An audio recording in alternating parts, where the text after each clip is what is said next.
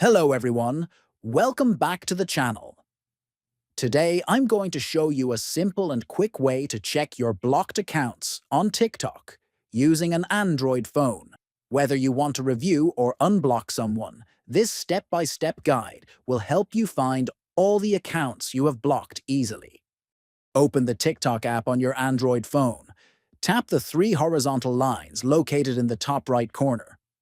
From the menu options, tap on Settings and Privacy. Now, tap on Account. This section contains important account-related settings.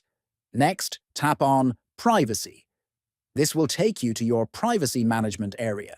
Finally, scroll down until you find Blocked Accounts and tap on it. Here, you will see a full list of all the accounts you have blocked. That's how you can quickly check your blocked accounts on TikTok. If this video helped you, don't forget to like, subscribe, and leave a comment. Thanks for watching.